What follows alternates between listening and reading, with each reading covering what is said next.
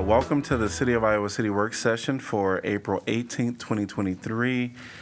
And our first agenda item is a consultation with the Planning and Zoning Commission regarding J.J.R. Davis Second Edition and J.J.R. Davis Fourth Edition rezoning. So I want to welcome our P&Z commissioners. And I'll just have you go around and just state your name for the record. Billy Townsend. Mike Hench. Maggie Elliott. Susan Craig. Chad Wade. All right, welcome to all of you. Super happy that you were able to make it here with us today. As you know, our last meeting, council had a discussion. Well, this was on our formal agenda. And before I can do the closing of the public comment, I asked the question to council if they were inclined to vote with P&Z. And at that time, they were not inclined to vote with P&Z, the majority of council, which allowed us to get to this opportunity to talk to you all today. So typically, I think we just ask our P&Z to open up with some words, and then we'll go from there. I'll just go ahead and start. As I know you're aware, the Planning and Zoning Commission's vote was unanimous in approval of the application.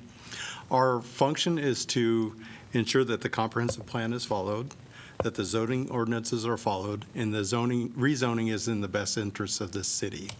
And those are the three criteria we looked at, and unanimously we agreed that they were. As you're well aware, this land has been rezoned several times in the past. It was only several years ago. It was formally zoned. So what this is really doing is just returning it to its former zoning. One thing that's very difficult about this is part of the family is opposed to this rezoning, and part of the family are the applicants for this rezoning. So it puts us in a very difficult and uncomfortable position, so I just think that needs to be acknowledged. The current use of the land when you go out and drive there, and of course the vista is spectacular, it's a great view. But when you drive out there, you see the land currently is used as residential. It's in agriculture production. There's row crops that are planted there, and it's mowed turf. I don't see any signs of habitat or wildlife areas being developed. So I noted in some of the letters that were submitted that was an argument, but it's not currently being done anyway. Another concern was about the lighting. It certainly is a valid thing, but in our ordinances we have currently, downcast lighting is required, and the council can, as a condition to the rezoning, can make it more stringent for downcast lighting to eliminate even more of that possibility, so that someday in the future, because keep in mind, there's no agreement with the city that this will ever become a park, my understanding is, and since it's going through the children and then the grandchildren, we could be talking decades before this happens.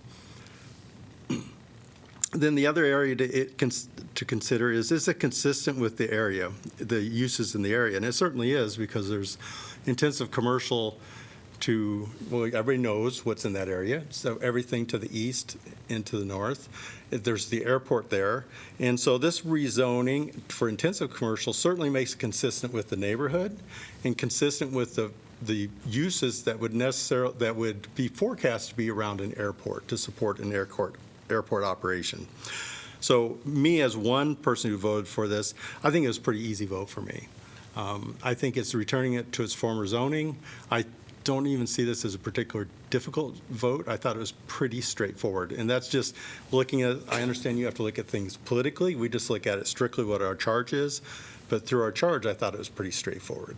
And I voted for the rezoning last time, and I supported it again this time. Because I've been on the commission long enough now that we've rezoned this a couple of times, and we've heard the same argument from people both times. But the previous rezoning was approved by Planning and Zoning and was approved by City Council. So, thank you very much. Billy? Well, of course, I couldn't see a reason not to vote for it because of the location. You're right by the airport. The only commercial property that's there is Pitt Printing. I just couldn't see any reason not to have other commercial properties in that area. It seems like a waste of space since there's no homes in that area. on that land. Following up on Billy, I would say that since there is no development since PIP went in 2007 and it was rezoned to CO1, so leaving it as it is leaves the land undeveloped, not undeveloped, but underdeveloped. So I mean, it was a unanimous vote from the P and Z Commission, and I agree with everything that's been said here. It just seems, it was not a hard vote for me either. It just makes sense. The land was one way, it got rezoned, hoping for a development to happen. Development did not happen. Here's an opportunity to put it back the way it was and have development in the city of Iowa City, which seems like a good thing to me. I think you can, I understand the concern about the lighting and what may potentially someday be a public space that Iowa City residents and others can go to, but the land is never going to be owned by the city of Iowa City, and all of that land was owned by one family, and as Mike said, some of them chose to sell land, and some of them have chosen not to up to this point. But it was an easy vote.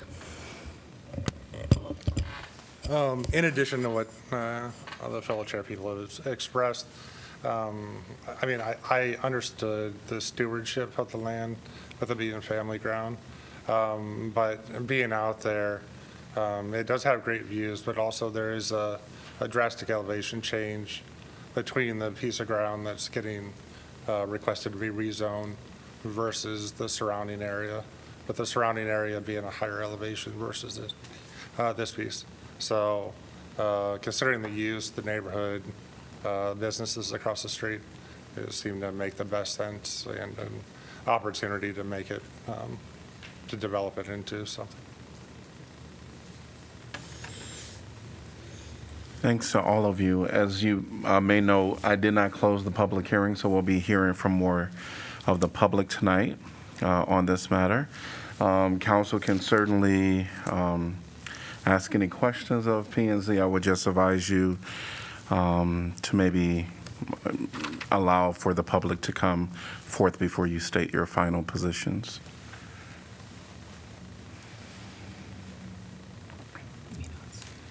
Yes. But if anyone has any questions for our commissioners, now would be the opportunity to do it. I know that it's in the paper, sorry. I know that it is in our memos, but can you repeat, as you started off, it was very helpful, the three considerations that you had? Our obligation to the Planning and Zoning Commission, because we don't look at things politically, that's your folks' responsibility. So ours is this consistent with the comprehensive plan that's been approved by Planning and Zoning and City Council previously, which includes the sub-district plans, the district plans. Then, is this rezoning application consistent with the zoning ordinances as they are? And then lastly, is this in the best interest of the city as in toto?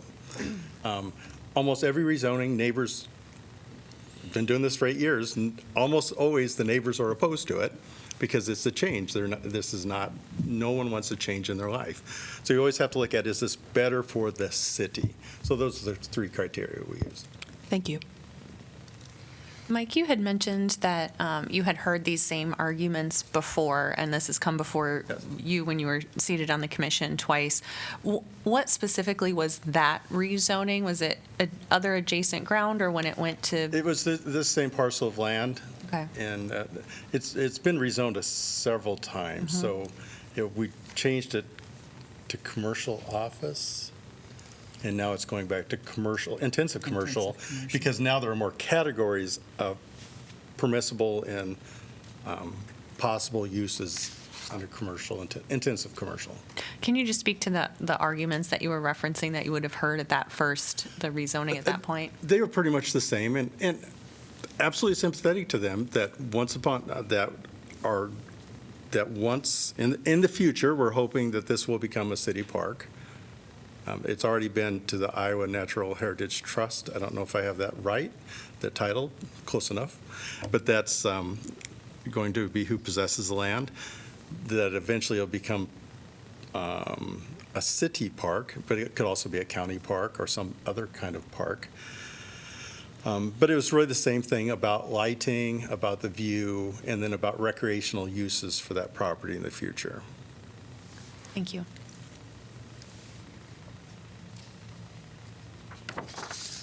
And when you talk about the view is going to be out over the airport and over the lowlands by the river. You're not going to be looking behind you, which is the peak of where the street is. As Chad said, the elevation, this piece is much lower. The slope goes down quite a bit. So. Are you saying the principal views are toward the airport, toward the east? Is that what you're? And to the lowlands. You're not going to go down in a hole and look up at the street.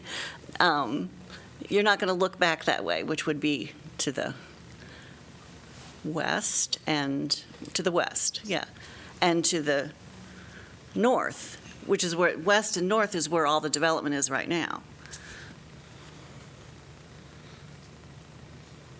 Does anyone recall any discussion relating to what is permitted and what's provisional or special exceptions for the intensive commercial use?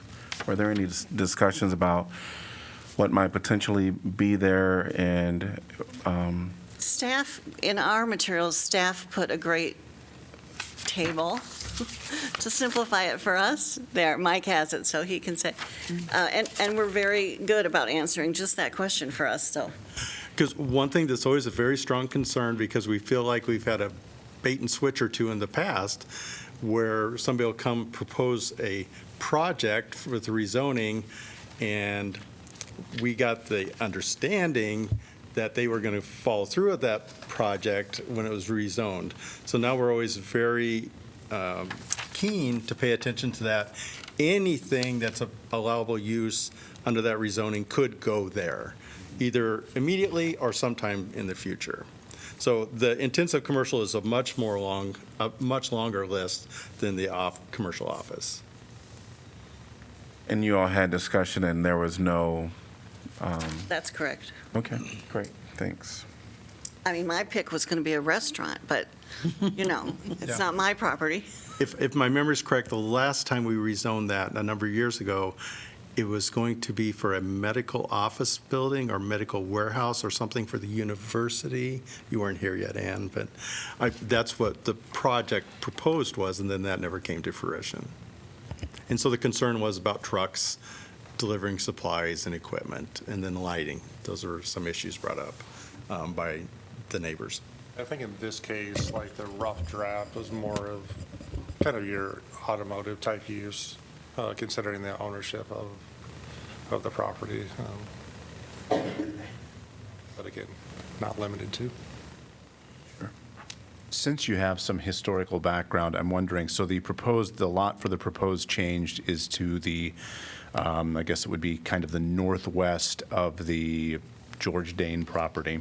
But there are the lots that are more to the south and southwest are already commercial intensive.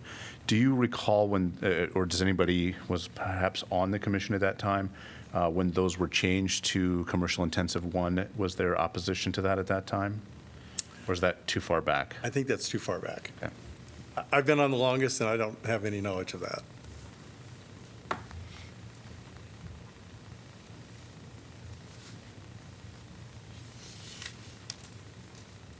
I mean, it makes sense. It's a very commercial part of town.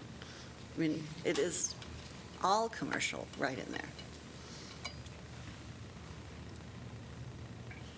Any final comments from commissioners or council?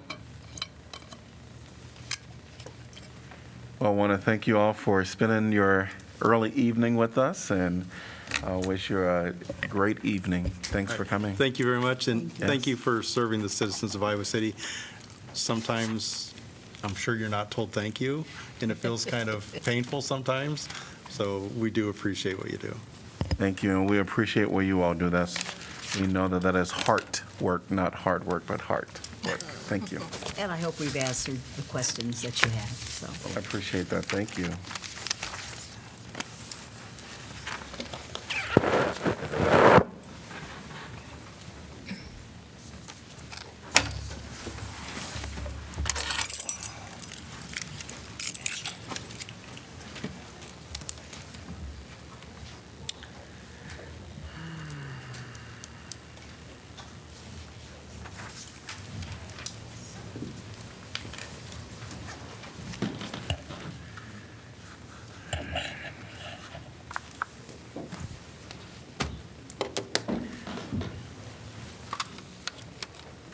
All right. And I am going to recess our work session. At this time, we will come back to it a little later. I'm going to transition us to the City of Iowa City Special Executive Session on April 18, 2023. And I'm going to call this meeting to order. Roll call, please. Alter. Here. Burgess. Here. Dunn. Here. Harmson. Here. Taylor. Here. Teague. Here. Thomas. Here. All right. And item number 2 is purchase or sale of real estate. Can I get a motion to adjourn to executive session to discuss the purchase or sale of particular real estate where premature disclosure could be reasonably expected to increase the price the governmental body would have to pay for that property or reduce the price the governmental body would receive for that property? The minutes and tape recording of a session closed under this paragraph shall be available for public examination when the transaction discussed is complete. Can I get a motion to adjourn? So moved. Taylor. Second, Alter. All right. Roll call, please. Dunn? Here. Yes, sorry. That's right. Harmson? Yes. Taylor? Yes. Teague? Yes. Thomas? Yes. Alter? Yes. Burgess? Yes. Motion passes 7-0. We will we'll be back in a little bit.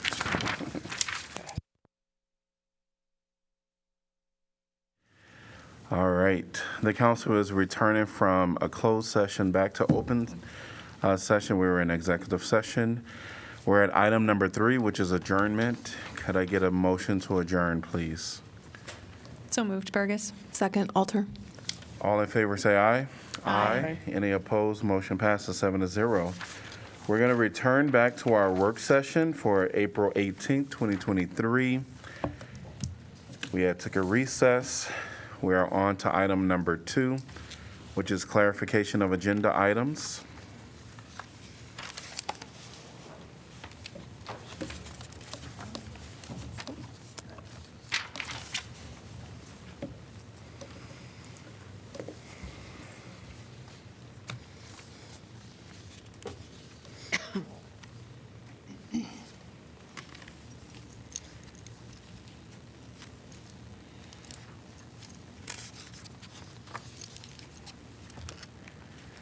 We're going to move on to item number 3, which is information packet, April 6th.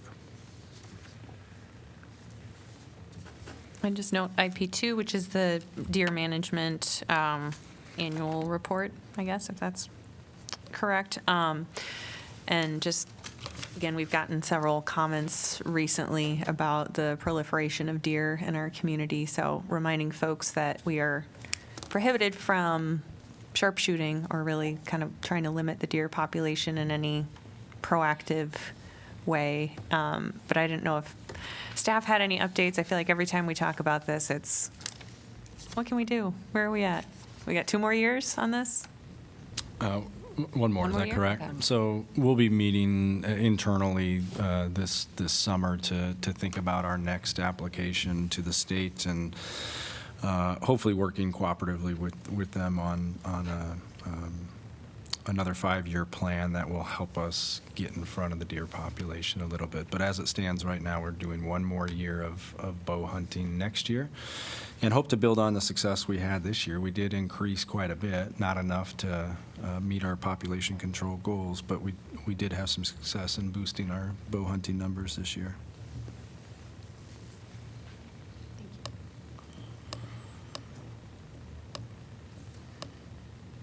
Moving on to information packet, April 13th.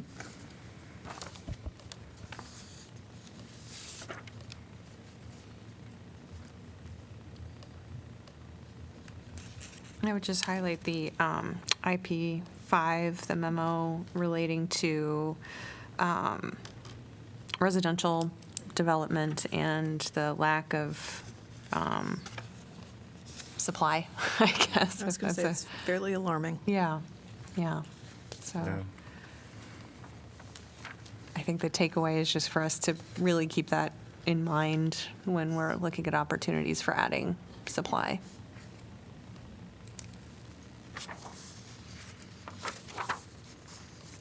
Sometimes I think we as a council don't have a lot of control over that. It's kind of what the developers bring to us, and I would just encourage them to keep this data in mind too and bring those things to us.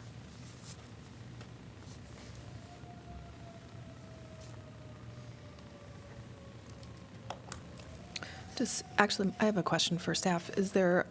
Are there any additional thoughts or takeaways that we should have in mind in addition to the memo, what the memo outlines? No, I think the memo does a good job of summarizing it, and you're right, we don't always have control. We have some significant areas in town in which we are fully prepared from an infrastructure standpoint to serve more, but you may have landowners that just aren't ready to sell, right? So some of it's within our control and some of it's not, and it does ebb and flow, as you can see in some of those historical charts. But we also, when you do get proposals in front of you, you have to kind of balance that need for supply versus some of the other things that come up, which may be neighborhood objections, design, housing mix, in the pursuit of perfection. Sometimes we can sometimes look past those supply issues, and those are, that's a critical balance to keep in mind. And then just that reminder, I think the memo does a good job of talking about this. We are in a regional housing market. And people do have choices outside of Iowa City. So if we're not encouraging that supply and embracing that supply in the way we want to see our community development, we just have to know that demand is going to find paths in other communities. Thank you. Mayor, on IP4, the pending work session topics, a couple of things. Just wondering about timing of getting things on future work session agendas. On the one relating to opportunities to utilize the Crandick right-of-way, I know we got responses to the RFP for a study that the MPO, RFP that the MPO put out. So maybe, I don't know if staff can kind of keep an eye on that and see when we might be able to get even a really brief update on how those came back. Sure. Or if that's something that should just be at MPO and we can talk about it there and report out, that would be fine too. But just flagging that as maybe something upcoming. Sure.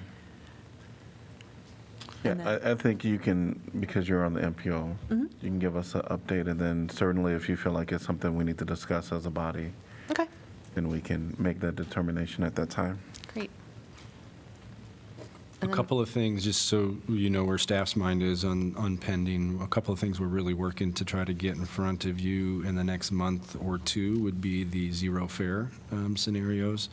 Ideally, we're going to try to get that to you in your second meeting in May. We'll have to kind of see if we can pull everything together. The other one that I think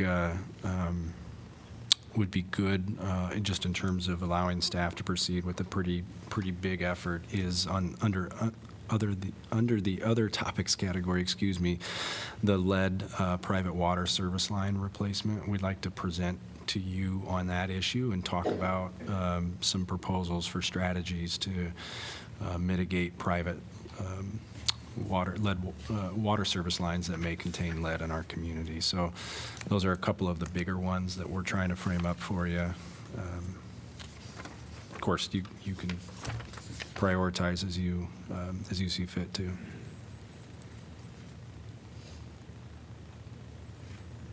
The only other one I wanted to ask about as far as timing was after our budget discussion last meeting, talking about the plan to restructure the police and bringing that back to the forefront. I don't know when folks are willing to have that conversation.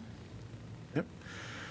certainly we plan to figure out our next couple of work sessions. This one, of course, was filled, as you know, but we'll Yeah. make sure that we kind of have that and have some presentation Great. from information gathered from staff before we bring that. Excellent. Thank you. All right. Any other items from April 13th? I just wanted to bring up IP6, which was the result of the survey and the work that Latasha Deloach did on the senior center, and just to say what an amazing gathering of information, and to make it so digestible was is much appreciated, and I thank everybody for taking the time to respond and make their voices heard. Great. I think it's very interesting.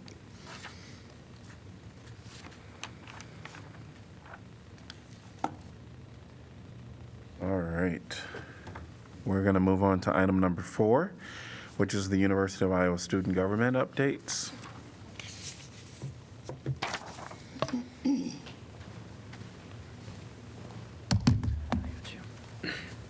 Hi, Council. Hello. We have a little statement we kind of prepared here about something going on here. So I'm not sure how informed you all are on the current speaker coming to the university tomorrow evening. His name is Matt Walsh and is a self-proclaimed theocratic fascist via his Twitter bio, speaking on behalf of Young Americans for Freedom. We figured you would probably hear about this either through the Daily Iowan or the Gazette or anyone like that.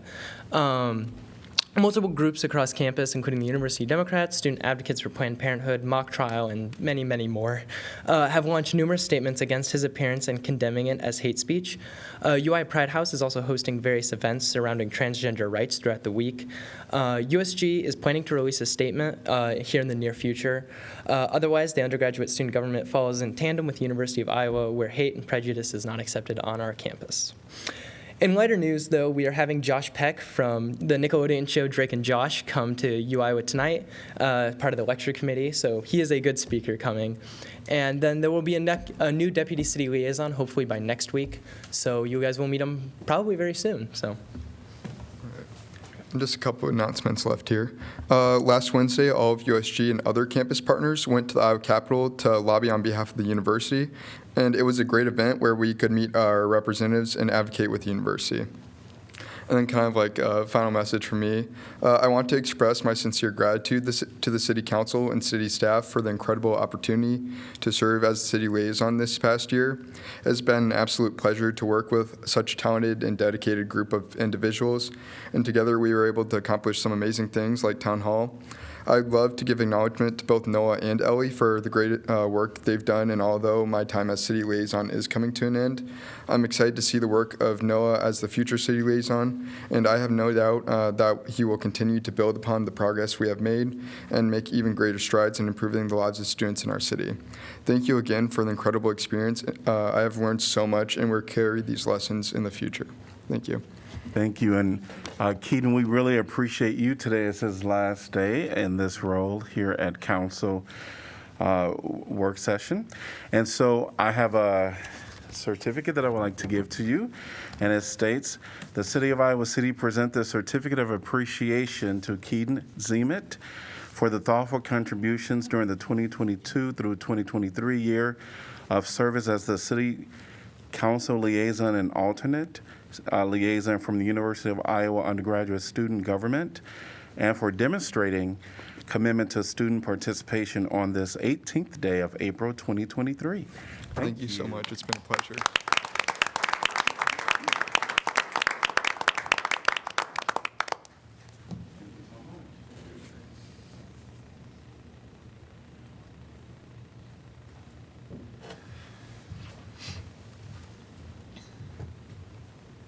All right. And we're going to miss you. So thanks for all that you've done. All right, we're going to move on to item number 5, which is council updates on assigned boards, commissions, and committees.